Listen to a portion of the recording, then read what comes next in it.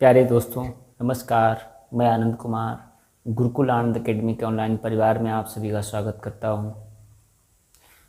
उम्मीद करते हैं आप मस्त होंगे, ज़बरदस्त होंगे। प्यारे साथियों, आज मैं बात करने वाला हूं कि बोर्ड एग्ज़ाम्स 2024 में किस तरीके से आप 90% से अधिक अंक प्राप्त कर सकते हैं, उसको लेकर ये वर्कशॉप सेशन मैं लेके आया हूं। उसकी क्या रणनीति होनी चाहिए, सटीक रणनीति, कैसे आप बेहतर परफॉर्म कर सकते हैं, क्या आपको पढ़ना चाहिए, कितना पढ़ना चाहिए, इन सब चीज़ों को लेकर आज मैं आपके सामने उपस्थित हुआ हूं। यदि अभी तक आप हमारे वीडियो पर नए हैं तो आप चैनल को सब्सक्राइब कर लें, बेल नोटिफिकेशन ऑन कर लें। और एक जो महत्वपूर्ण बात है, यदि आपके पास समय का अभाव है तो आप वीडियो को 1.5 गुनी स्पीड पे आप देख सकते हैं, 2 गुनी स्पीड पे देख सकते हैं। लेकिन यदि आप चाहते हैं कि आपके या आपके बच्चे के 90% से अधिक अंक आएँ तो आपको पूरा वीडियो देखना चाहिए। और यदि अभी समय नहीं है तो आप बाद में देखें, लेकिन वीडियो पूरा अवश्य देखें और इसे अपने दोस्तों तक शेयर करें। तो प्यारे साथियों, मैं शुरू करने जा रहा हूँ। बोर्ड एग्ज़ाम 2023-24 की बात कर रहा हूँ मैं, जो 2024 में आपके होने हैं, चाहे वो किसी भी बोर्ड के हो। मैं उसको लेकर परफॉर्मेंस नहीं देने वाला हूँ। चाहे वो किसी भी बोर्ड के 2024 में जो बोर्ड परीक्षा होने वाली है उसको लेकर मैं आप लोगों के साथ बात करने आया हूँ। तो अब जुलाई का महीना शुरू हो गया है, स्कूल भी आपके दोबारा से ओपन होने लगे हैं, आप लोग जाने लगे हैं। और अभी अगर देखा जाए तो अपने पास जो समय है वो जुलाई, अगस्त, सितंबर, मैं आपके सामने लिख के पूरा प्लानिंग के साथ करता हूँ। जुलाई, अगस्त, सितंबर, अक्टूबर, नवंबर और दिसंबर और जनवरी। तो आप देखेंगे 1, 2, 3, 4, 5, 6 और 7 महीने आपके पास पर्याप्त समय है। 7 महीने, इतने में अभी भी यदि आपने कुछ भी नहीं पढ़ा है, आपने बिल्कुल शुरुआत नहीं की, आप जीरो से शुरुआत करते हैं तो भी आप 90% से अधिक अंक प्राप्त कर सकते हैं। इसके लिए मैं आपके साथ आज स्ट्रेटजी पूरी शामिल करने वाला हूँ। तो सबसे पहली बात तो स्टूडेंट के बारे में बताऊँगा। 3 तरीके के स्टूडेंट होते हैं, 3 कैटेगरी के। एक आपके बिल्कुल लो होते हैं पढ़ने में, जिन्हें कामचोर भी कह सकते हो आप, उनका मन नहीं लगता है पढ़ाई में। दूसरे जो कमज़ोर स्टूडेंट, जो पहला तो जो सबसे कमज़ोर होते हैं पढ़ाई में, उनका मन नहीं लगता है, लो स्टूडेंट होते हैं। दूसरा एक एवरेज स्टूडेंट होता है जो कभी पढ़े कभी नहीं पढ़े। तीसरा अच्छे स्टूडेंट होते हैं, आइडियल स्टूडेंट, लगातार मेहनत करते हैं। तो वही मैं 3 कैटेगरी। सबसे पहले वालों की बात करूं तो पहले वाले क्या होते हैं, स्कूल गए बेमन से, किसी के भेजे हुए स्कूल गए और वापस आ गए, या पढ़ाई गए, जो भी स्कूल में पढ़ा उसको घर पे देखना नहीं होता है और वो लोग ऐसे उनका चलता रहता है। तो कम से कम उनका मन पढ़ाई में नहीं है, ज़्यादा उनका साफ रहता है। मैं बात करने वाला हूँ मिडिल क्लास बच्चों की, जो एवरेज बच्चे होते हैं, ना पढ़ने में अच्छे हैं ना खराब हैं। उसके कारण रीज़न उनका यही है। ऐसा नहीं है कि जो कमज़ोर बच्चा उसके पास IQ नहीं है या जो वो उस बात पे ध्यान नहीं दे रहा। ऐसा ही एवरेज बच्चे का भी क्या है कि ना तो पढ़ाई पे ध्यान दे पा रहा है, ना वो दूसरे कामों पे ध्यान दे पा रहा है। वो समाज के डर से, आप लोगों के भय से स्कूल तो जा रहा है, कोचिंग भी जा रहा है, होमवर्क भी कर रहा है, घर पे पढ़ने का प्रयास भी कर रहा है, लेकिन अपना मन वहाँ पे एकाग्र नहीं कर पा रहा है। पढ़ाई को अपना जो उसे देना चाहिए था, क्वालिटी तो पढ़ाई उसकी हो ही नहीं रही, वो क्वांटिटी में पढ़ाई कर रहा है। जो गुणवत्तापूर्ण पढ़ाई होनी चाहिए थी वो नहीं हो पाती है। तीसरा, जो आइडियल स्टूडेंट होते हैं, आदर्श छात्र होते हैं, IQ तेज होता है, वो लगातार प्रॉपर सटीक प्लानिंग के साथ अपनी तैयारी करते हैं। मैं आज उसी प्लानिंग को डिस्कस करने वाला हूँ आप लोगों के साथ में। तो आप कैसे भी स्टूडेंट हों, चाहे आप लो क्वालिटी के हों, चाहे लो हो, चाहे आप मीडियम हो, चाहे आप हाई हो, सबके लिए मैं एक प्लानिंग लेके आया हूँ। अभी आपके पास इतना समय है और स्कूल आपके ओपन हो गए हैं, तो आप पहली बात तो स्कूल ज्वाइन करिए, स्कूल जाना शुरू करिए। और कोचिंग आप कर रहे हैं तो अच्छी बात है, मार्गदर्शन जरूरी होता है, लेकिन ऐसा भी नहीं है कि आप अपने आप को इतना उलझा लो कि स्कूल और कोचिंग के अलावा आपको टाइम ही ना मिले पढ़ने का। सबसे ज़रूरी जो अहम रोल होता है आपकी पढ़ाई में, वो आपकी खुद की पढ़ाई, जिसको आप सेल्फ स्टडी के नाम से जानेंगे। सेल्फ स्टडी, ये बहुत ज़रूरी है होना। यदि आपका समय ऐसा है कि आप पूरे दिन आप कोचिंग के में ही व्यस्त रहते हैं और आप फिर दिन भर थके आए और शाम को आप सो गए, तो आप यकीन मानिए आपके नंबर उतने अच्छे नहीं आने वाले हैं। आप 70%, 75% आप पहुँच सकते हैं, लेकिन अगर आपको बेहतर प्रदर्शन करना है तो आपको सेल्फ स्टडी कम से कम 5 से 6 घंटे आपको करनी पड़ेगी, और वह जो करोगे तो आप बेहतर तरीके से कर पाएंगे। इस बार साथ ही मैं आप लोगों को कुछ टॉपर्स से जिन्होंने इस बार 90% या 90 प्लस मार्क्स जिन्होंने 90% प्लस मार्क्स जिन्होंने एग्ज़ाम में गेन किए हैं, मैं उन लोगों से आपसे मिलवाऊंगा, उन लोगों का एक एक करके इंटरव्यू कराऊंगा, कैसे तैयारी करी थी, क्या क्या, उन सब चीज़ों को मैं आप लोगों के साथ रूबरू कराऊंगा। उन बच्चों के इंटरव्यू जल्दी ही मैं आप लोगों के साथ करवाऊंगा। तो पहली बात। दूसरा क्या है कि कितना पढ़ें। तो पढ़ने का कोई ये नहीं है कि आप ये सोचिए कि आपका एक भी मिनट खराब नहीं होना चाहिए। आप समय का सदुपयोग करिए। लगातार आपको, जैसे मान लीजिए आप स्कूल में गए, पहला टॉपिक आपको ख़त्म कराया गया, स्कूल में आप पढ़िए उसको, घर आके आप रिवीजन करिए। आप कोचिंग जाते हैं, कोचिंग में भी पहला पार्ट पढ़ाया गया, दोनों जगह से कंपेयर करिए, फिर उसको रिवीजन करिए। आपका 3 बार पढ़ गया, अच्छे से रिवीजन हो गया। अगर आप सोच रहे हैं कि नहीं कोचिंग जा रहे हैं तो स्कूल जाना आवश्यक नहीं है, ये आप गलत सोच रहे हैं। आपको स्कूल भी जाना चाहिए, लगातार आप अनुशासित रह के स्कूल में पढ़ाई करिए, और आप जो है कोचिंग वगैरह जा रहे हैं तो वहाँ भी तैयारी करिए। अब नेक्स्ट बात करते हैं हम लोग अगला कि कब पढ़ें।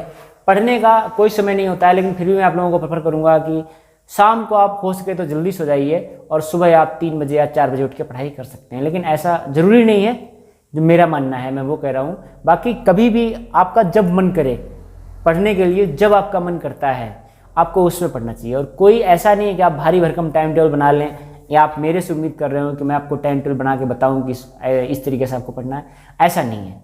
आपके इन्वायरमेंट के हिसाब से, आपके घर के माहौल के हिसाब से, क्या घर में कंडीशन है, कब आपके लिए पढ़ना बेहतर है, आपसे बेहतर कोई नहीं जानता है। बस ये मान के चलिए कि इस समय जो सबसे इम्पोर्टेंट काम है आपके लिए वो पढ़ाई कर रहा है। यदि इससे भी इम्पोर्टेंट काम आपको लगता है किसी से बात करना, या कहीं रिश्तेदारी घूमने जाना, या दोस्तों के साथ बैठ के गप्पे मारना, अगर आपको बहुत ज़रूरी लगता है तो आप वो करिए। लेकिन फिर आप 90% की उम्मीद मत करिए। यदि आपको चाहिए, आपका टारगेट हाई है, तो आपको मेहनत तो करनी पड़ेगी। आपको मेहनत तो करनी पड़ेगी, हर कसौटी से उतरना पड़ेगा, और खरा उतरोगे तभी आप आगे जाओगे, नहीं तो खेल खत्म हो जाएगा आपका। तो आप जहाँ से समय का जितना सदुपयोग कर सकते हैं आप करिए। शाम को आप जितने बजे तक पढ़ सकते हैं। यदि आपका मन कर रहा है कि नहीं हमें शाम में ही आपको पढ़ना अच्छा लगता है तो आप पढ़िए। ऐसा कोई जवाब वो नहीं है कि नहीं आपको सुबह 4 बजे ही उठना है। आपकी आदत अगर रात में पढ़ने की पड़ी हुई है तो पढ़िए। मेरा मानना ऐसा है कि फिर भी आपको सुबह अगर 5 बजे आप उठते हो तो 1.5 घंटे आपको स्टडी करनी चाहिए। 1 घंटे या 1.5 घंटे आप दे सकते हो तो करिए। उसके अलावा थोड़ा बहुत जो घर का दैनिक कार्य हैं उनको भी करना आवश्यक है। उससे क्या होता है, आपके शरीर को जो थोड़ा सा फिजिकल वर्क जो आप करते हैं, तो फिजिकल वर्क करने से क्या होता है, शरीर में रक्त का संचार तेज़ी से होता है, और आपके अंदर जो है आप देखेंगे आपके चेहरे पे ऊर्जा रहेगी, आपके अंदर पॉजिटिव एनर्जी आपके अंदर आएगी। दूसरा ये है कि अगर आप नहीं करते हैं घरेलू काम तो आप थोड़ा सा सुबह सुबह योगा कर सकते हैं। उसके द्वारा भी आपके अंदर एक बढ़िया स्फूर्ति और एनर्जी, तरोताज़ा महसूस करेंगे अपने आप को। वो चीज़ें आती रहेंगी। खाने पीने का आपका रूटीन प्रॉपर सही से होना चाहिए। साथ में पढ़ाई भी आपकी, जैसे आपको जो सही लगता है अपने हिसाब से, आप अपने घर के हिसाब से, अपने आसपास के हिसाब से आप एक ऐसा टाइम टेबल अपना बनाइए जिसे आप आसानी से फॉलो कर सकते हैं। किसी और का टाइम टेबल कॉपी करने का प्रयास नहीं करना है, या ना ही किसी दूसरे से शरीकत करनी है, किसी से कंपेयर नहीं करनी है। बस आपको ईमानदारी से अपने सब्जेक्ट्स पे आपको मेहनत करनी है।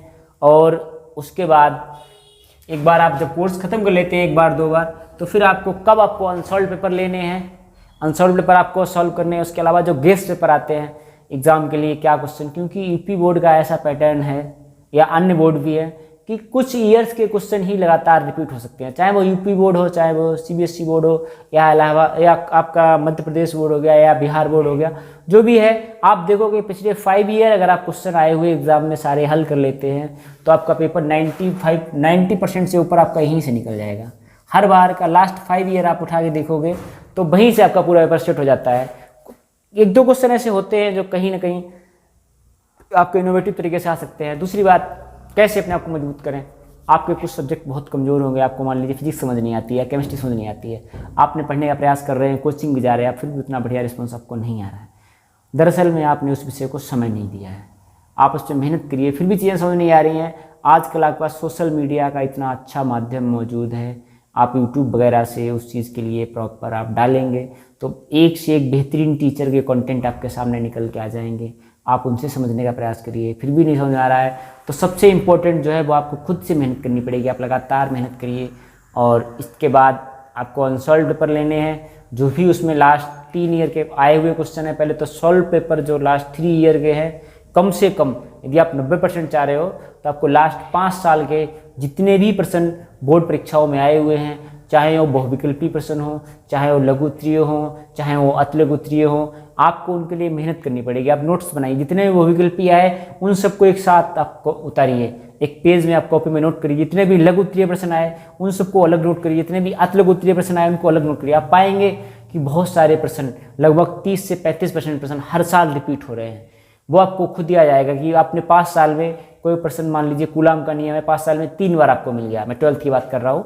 कूलाम का नियम है या गॉस की प्रमेय आप देख रहे हैं 5 साल में 3 बार आ गई लगातार, तो अब वो आपके लिए वेरी इंपॉर्टेंट हो गया। कोई प्रश्न 5 साल में 2 बार आया है तो इंपॉर्टेंट हो गया। कोई प्रश्न 5 साल में अगर रिपीट हो रहा है लगातार, तो इस तरीके से आप उन प्रश्नों का मेहनत करिए। आप उस पर, ऐसा नहीं अनसॉल्व पर आप लेके आ गए और नहीं, उसको आप बराबर अपनी हैंड राइटिंग में लिखिए। बहुविकल्पी प्रश्न भी आप लिखने का प्रयास करिए। उसके अलावा लघु उत्तरीय, अति लघु उत्तरीय प्रश्न जितने 5 साल के बोर्ड एग्जाम में आए हुए हैं उन सबको आपको प्रॉपर तरीके से तैयार करना है, ढंग से। और ऐसे भी नहीं, लिख लिख के तैयार करना है प्रॉपर तरीके से, बोर्ड परीक्षा की तरह। 3 घंटे बैठिए, पेपर करिए प्रॉपर, उसके साथ रिवीजन लगातार करते रहिए। और तो इस तरीके से आप वो तैयार करना है। उसके अलावा आप गेस्ट पेपर आते हैं, जैसे कुछ न्यूज़पेपर में आ जाते हैं, ये पेपर किसी प्रोफेसर के द्वारा बनाया हुआ है, टीचर्स के द्वारा, वो आते हैं, उनको आप हल करिए। उसके अलावा अन्य जगह से गेस्ट पेपर आपके आते हैं, वो आप ले लीजिए, उनको आप हल करिए। जितना आप प्रैक्टिस करेंगे उतना ही आप बेहतर होंगे, उतना ही बेहतरीन आप होंगे। और राइटिंग का अहम रोल होता है, तो बेहतरीन तरीके से बेहतरीन आपको, बेहतरीन से बेहतरीन आप लिखिए, धीरे धीरे लिखिए, अच्छा लिखिए। और कंटेंट आपका जो है वो क्वालिटी वाला होना चाहिए, क्वांटिटी वाला नहीं होना चाहिए। पढ़ाई भी आप कर रहे हैं तो क्वालिटी वाली एजुकेशन होनी चाहिए। ऐसा नहीं कि आप 20 घंटे या 14 घंटे आप कहने में पढ़ रहे हैं या दूसरे को देखते हुए कॉपी करते हुए पढ़ रहे हैं, आप उसको फॉलो ही नहीं कर पाएंगे। आपको अगर मन आपका 6 घंटा पढ़ने का करता है, आप 6 घंटे पढ़िए। और लक्ष्य आपका जो आपके सामने रखिए, अपना रूम जो भी आपने स्टडी रूम बना रखा है वहाँ पर आप बनाइए, अपना एक उद्देश्य से आप देखिए। पहले 2-3 दिन में मैनेज करिए कि मैं कितने % तक बना सकता हूँ, मैं कहाँ तक पहुँच सकता हूँ, फिर आप उससे मेहनत करिए। यदि आपको वीडियो अच्छा लगा हो तो चैनल को सब्सक्राइब कर लें, बेल नोटिफिकेशन ऑन कर लें। मेरा प्रयास रहेगा इस वर्ष 2024 बोर्ड एग्ज़ाम में जो यूपी बोर्ड से कुछ टॉपर हैं हमारे यहाँ पे, जिन्होंने तहसील टॉप किया था या मतलब जिला में इनका मेरिट में नाम था, मैं उन बच्चों से आप लोगों को रूबरू कराऊंगा। वो 12th के भी हैं, 10th के भी हैं, तो आप लोग लगातार हमसे जुड़े रहिए। और तैयारी कराने को मैं खुद भी चूँकि कोचिंग कराता हूँ, तो आप लोग क्षेत्र के हैं तो आप जुड़ सकते हैं। मैं अक्टूबर से अपने यहाँ पे एक सीरीज़ लॉन्च किया करता हूँ, सफलता सीरीज़, जो हर साल मैं कराता हूँ लगातार, और उससे बहुत बेहतरीन रिजल्ट भी आ रहा है। इस बार भी होगी वो, लेकिन अभी उसमें समय है, पहले आप तैयारी करिए। यदि आप नहीं भी आ सकते हैं या नहीं, तो आप जो है जैसा मैं बताऊँगा आप फॉलो करिए। इस बात की मैं आपको गारंटी देता हूँ कि आप हर हाल में 90% अंक लेके आएंगे, 90% अधिक अंक लेकर आएंगे। और दोस्त, मार्कशीट में सब ये लोग कहते हैं नंबर मायने नहीं रखते, मैं भी कह रहा हूँ इस बात को कि नंबर मायने नहीं रखते, प्रतिभा नंबर की मोहताज नहीं होती है। लेकिन ये एक आखिरी चांस होगा आपके पास नंबर इम्प्रूव करने का। अगर आप 12th की परीक्षा पास कर जाते हैं, उसके बाद आप लीगल तरीके से करोड़ों रुपए खर्च करके भी आप नंबर नहीं बढ़ा सकते उस मार्कशीट में। लीगल तरीके से करोड़ों रुपए खर्च करके भी आप इस मार्कशीट में एक नंबर नहीं बढ़ा सकते हो। अभी आपके पास वो समय है, अपने माँ बाप को गौरवान्वित कराने का समय अभी आपके पास है। आप मेहनत करेंगे तो आपके माँ बाप भी गर्व महसूस करते हैं। पूरे साल भर जो रिश्तेदार आपसे मतलब नहीं रखते हैं, एग्ज़ाम के दिन रिजल्ट जब आने वाला होता है वो भी आपसे पूछते हैं आपके बच्चे का रिजल्ट क्या हुआ। तो उस दिन को याद में रखते हुए और अपने आप को तपाइए, इस कदर मेहनत करिए। मैं एक बच्चे से मिलाऊंगा जो पिछली बार बोर्ड एग्ज़ाम में फेल हो गया था और इस बार उसने बेहतरीन प्रदर्शन करते हुए अपने स्कूल में उसने पहला स्थान प्राप्त किया है। जल्दी ही मैं आपको उस बच्चे से रूबरू कराऊंगा। और भी ऐसे बहुत सारे बच्चे हैं, मैं आप लोगों को उनकी कहानियाँ साझा करूंगा। लेकिन आपको मोटिवेट आपके माँ बाप की शक्ल, आपकी परिस्थितियों से ज़्यादा कुछ नहीं कर सकता है। तो लगातार आप उस पर मेहनत करते रहिए। और यदि आप मेरे साथ जुड़े रहेंगे तो इस बात की उम्मीद है कि आप 90 क्या 95% से भी अधिक अंक लेके आएंगे। अपने यहाँ पे स्कूल में नाम रोशन करेंगे, अपने ज़िले में नाम रोशन करेंगे। धन्यवाद साथी।